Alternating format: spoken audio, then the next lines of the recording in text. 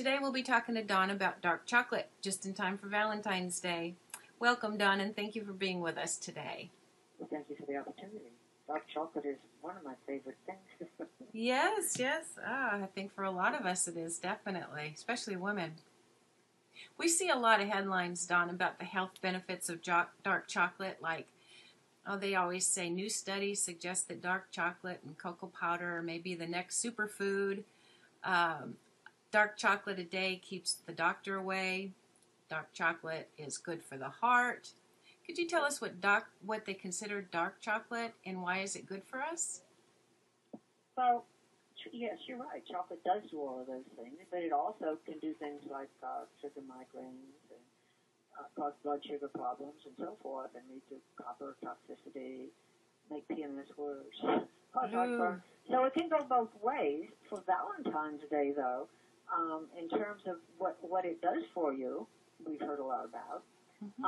I think the things that we know that it does increase the blood flow to the brain. We don't know about other areas. And Okay. We can only assume. Right. And it does have, really has a lot of mood-elevating compounds in it. So I think those are the things that bring it around more to the Valentine's Day concept. Great. Good. Yeah. All right. Okay, so let's talk about buying it. Let's buy some. Let's see. When you're buying chocolate, what should we look for on the label? Well, that's a great question, Denise, because labeling of chocolates, yes, the FDA does require that certain things be on the label, but they can also be somewhat misleading. Let me give you kind of a little quick course here. Okay. The FDA requires that dark chocolate contain no milk, and it should be made with at least 35% of something called chocolate liquor. It can be from 35% to actually 100% of this liquor. Now, when you hear the word, and that is what should be on chocolate liquor, it should be on the back of your chocolate bar or whatever your package is somewhere. But that doesn't mean that it's alcohol. It means that this is the process. This is the end of the process of grinding the fermented, dried, roasted, and shelled cocoa beans. When it turns warm, it turns into a liquid, and that's called chocolate liquor. And another way of looking at that is it is unsweetened chocolate. Now, it has to have 35% at least to be called dark chocolate. But there's a huge difference between 35 and 100%. Yes, definitely. When you're thinking about how much chocolate liqueur is in there. So when you look at a bar and it says dark chocolate or very dark chocolate or extra dark chocolate, and I've seen some that say extra, extra dark chocolate, that could still be 35% because they only need is the word dark. And, to have 35%. So you have to be rather careful. What you want to look for, if you're really looking for the dark chocolate, what is the percent? Is it 70%? Is it 85%? Is it 60%? Because that will sort of tell the tale. Now, the other labeling things are that under dark chocolate, you also have bittersweet and semi-sweet, and they have the same requirements. They're a part of dark chocolate. There has to be at least 35%. But usually in the United States, semi-sweet is sweeter than bittersweet. Actually, Great Britain has other kinds of laws, and in order to be called bittersweet, it has to have at least 43% of chocolate liquor. Oh, okay. Then there is sweet chocolate. Every now and then you'll see something that says sweet chocolate. That only needs 15% chocolate liquor. Okay. And milk chocolate only needs 10%.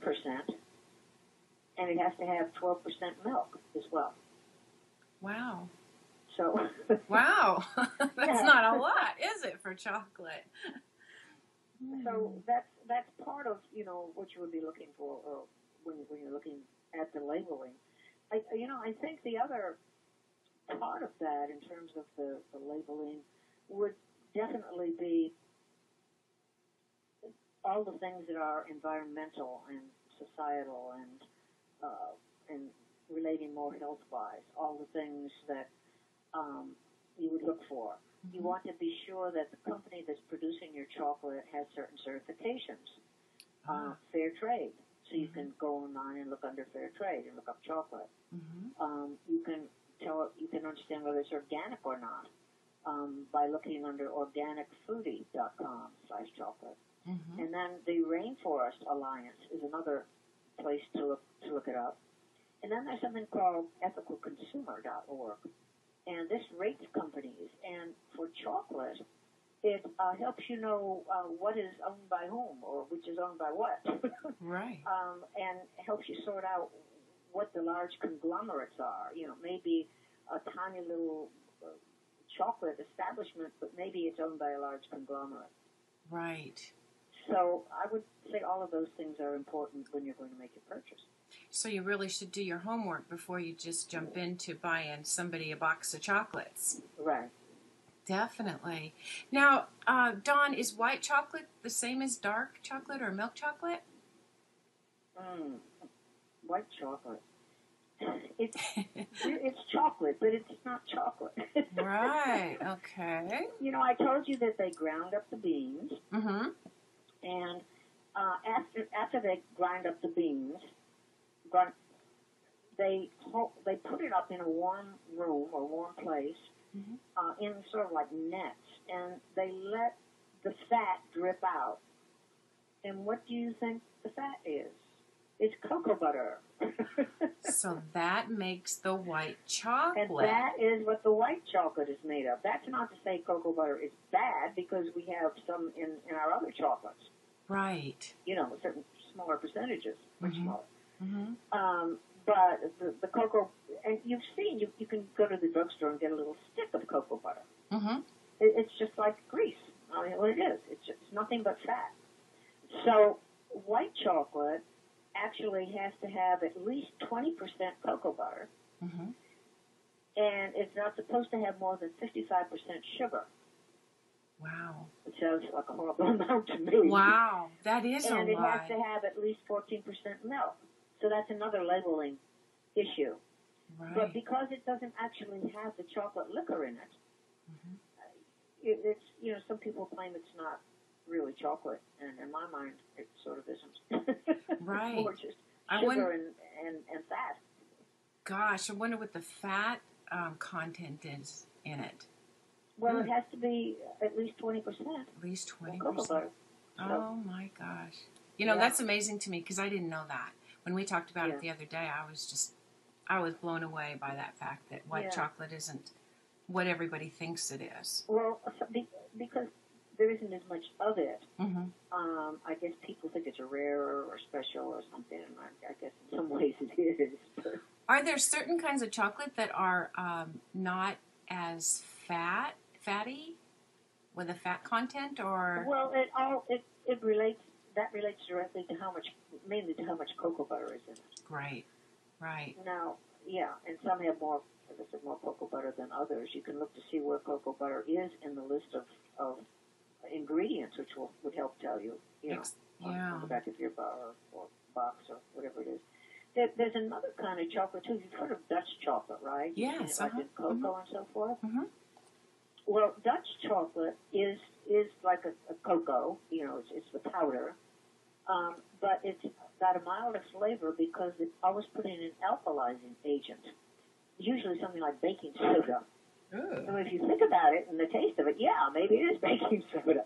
Because what they're doing is they're neutralizing the acidity. So that's why it tastes so mild. And sometimes when you get, that Dutch chocolate cocoa, it just tastes not very chocolatey, just very mild. Right. Because it has this, gets the acidity out of it.